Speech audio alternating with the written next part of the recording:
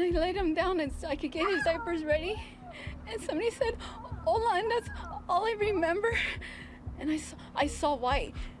And a hearing sound, I fell on the floor, and Today we're going to dive into the heartbreaking and puzzling disappearance of 7-month-old Emmanuel Haro from Yucaipa, California. His mother, Rebecca Haro, says that he was kidnapped, but now authorities find inconsistencies in her story, and people on social media have a lot to say as well. With that missing baby Emmanuel, I believe that the father did it. I believe that the mother is covering for the father. I believe that the black eye the mother has is actually from the father when the whole incident happened. A lot more going on, and I think that that is the gist, is the police know this. I think that's why there hasn't been statements released, because there's an open investigation on the parents. I think that they know a lot more, and they obviously can't talk about it because they're still investigating. Well, there have been comparisons between her and Chris Watts and the first statement that he had made that had everybody wondering if he was involved, and it turns out that he was. On the evening of August 14th, 2025, at around 7:47 p.m.,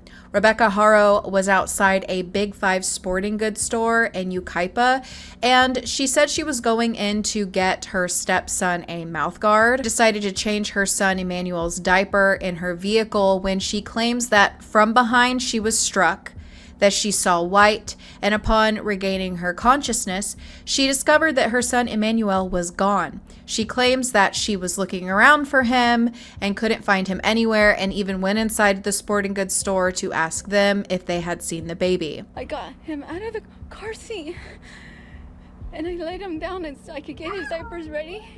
And somebody said, "Hola," and that's all I remember. And I saw white.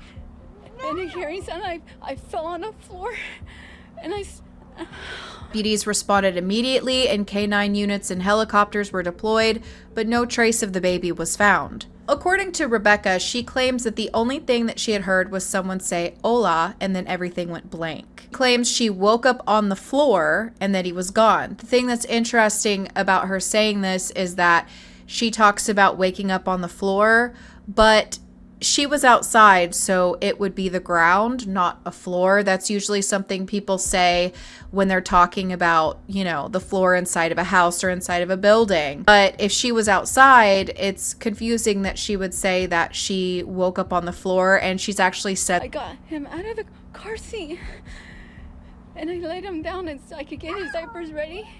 And somebody said, "Hola," and that's all I remember. And I saw white. And a hearing sound, I fell on the floor, and I said, as I got up, I couldn't find my son. I checked around my truck, and I ran into Big Five, and I asked the lady if she saw a baby or someone with a baby. She said no. It was a happy boy. He smiled. Mackenzie loved to kiss him. Usually mothers in this situation are going to be hopeful that their child is alive. They're not going to assume that they're no longer here. Verbiage that she's choosing to use almost comes off like she knows what happened. But not only that, if you watch her in this clip where she's explaining what happened, you can see her mom over to the left corner mouthing the same things that her daughter is saying. The reason why I find this interesting is because it comes off like there was a script that the mother already knew about and was mouthing what she was saying to make sure she was saying the right thing. You guys are going to have to let me know what you think about that, but that was something that I immediately noticed in this footage, was her mom already knew what she was saying as she was saying it. And your names are? Jake and Rebecca. We come to you guys asking you to help us find our son. He was abducted last night from Big Five. Somebody struck my wife while she was trying to change his diaper.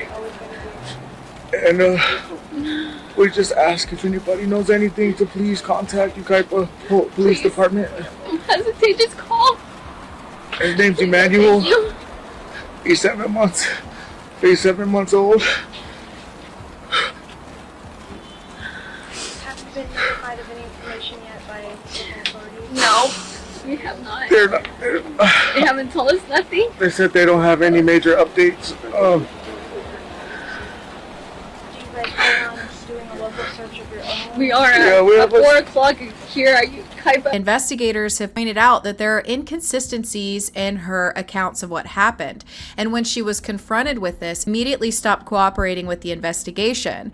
And authorities still haven't ruled out foul play. As of right now, they have dug up their yard, which leads me to believe that they're looking for a body in their yard. They think that they were perhaps involved. Clark, good evening. Investigators say when they confronted Rebecca Haro about inconsistencies within her initial statement that she refused to continue any questioning. And tonight the grandmother has confirmed to us that the couple is no longer cooperating with investigators and has lawyered up just hours after they made that desperate public plea for their son's safe return. They're not going to hurt that baby. That couple were just homebodies. The baby's grandmother is adamant the couple is innocent. She says Emmanuel is her daughter's pride and joy and that she waited years to have a baby boy of her own. The grandmother also says investigators asked her daughter to take a lie detector test, but her husband said no until they had a lawyer. She's just going crazy, she can't handle it anymore. The grandmother told us that investigators were out at the couple's home in Cabazon, searching the home with cadaver dogs and also digging up parts of the property. The fact that they immediately stopped cooperating with them is definitely interesting, because if you don't have anything to hide, why are you no longer talking? Also, Rebecca was asked if she would do a polygraph test, but her husband, the father of Emmanuel, stepped in and said, "We're not doing that until we have a lawyer involved." And they have since lawyered up. Now we need to talk about the father, Jake Haro, who has been on public record pleading for Emmanuel's return, saying, "Keep him safe. We won't do anything to you. Please bring him back." He was a healthy baby. He was crawling. He was kicking. He was playing with his toys. Whoever took our son, please give him back. We come to you guys asking you to help us find our son. He was abducted last night from Big 5. Somebody struck my wife while she was trying to change his diaper. And we just ask if anybody knows anything to please contact Ukaipa Police Department. Don't hesitate, just call. His name's Emmanuel. Thank you. He's 7 months. He's 7 months old. Jake Haro was found guilty of willful child cruelty in 2023 and was charged on October 12, 2018. There is someone that is alleging on Facebook that he beat one of his children so bad that it caused brain damage, and he has a felony complaint from October 5th, 2021. Jake's sister posted a now deleted video trying to defend the couple against the allegations that people have been making against them for potentially being involved in what happened to Emmanuel. I'm Emmanuel's aunt, Emmanuel Haro. Some of you may know about what's going on. He was abducted last night in front of the Big 5. Now there are stories going around that some of you have fabricated, and I'm just on here just to tell you guys what transpired. So my sister-in-law and my brother, they were at my older nephew's football practice, and he needed a new mouth guard. So instead of taking everybody, my sister-in-law opted to go, and she only took the baby, which is Emmanuel. And when she got there, she realized the baby had went to the bathroom in his diaper. So as any mom would,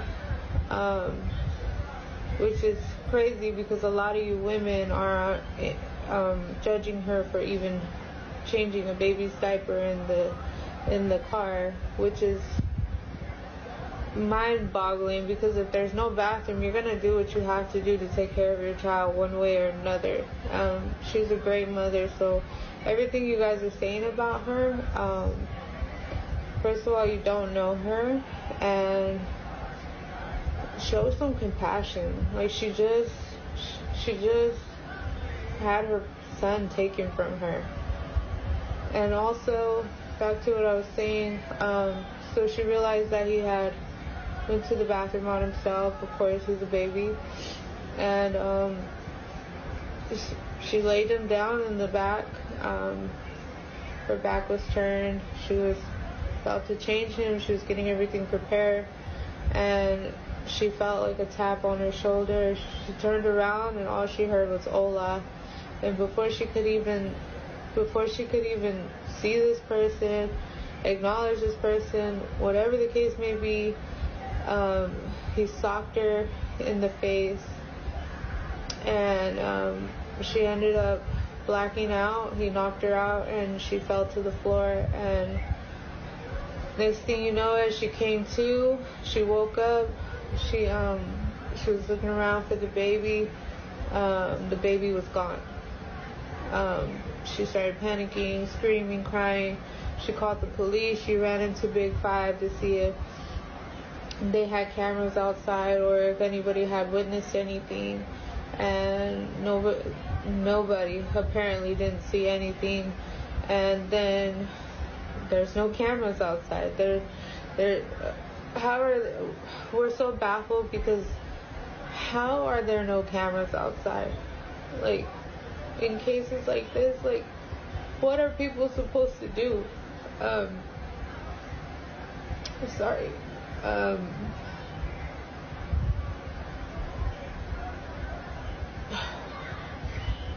So after that, my brother told me that he had realized that his wife wasn't back because by that time it was already 8 o'clock and she had left around 7. And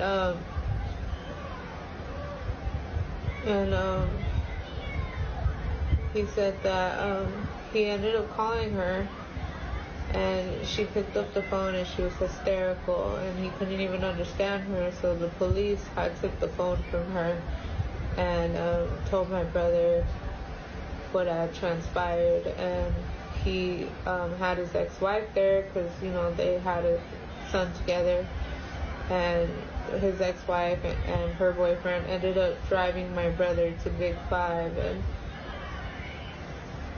ever since then, we've been looking for Emmanuel. We've been giving out flyers. People came out, prayed for us, prayed for Emmanuel. It's been a very hard time for our family. I haven't slept. My brother hasn't slept. We just want him back. And there is a lot of discussion on whether my nephew is special needs. He is late in development, but as far as we know, the doctors say that he's in great health. He's fine. He just has a lazy eye, and that made him more beautiful than anybody I knew, because I loved him so much. It didn't matter what he looked like.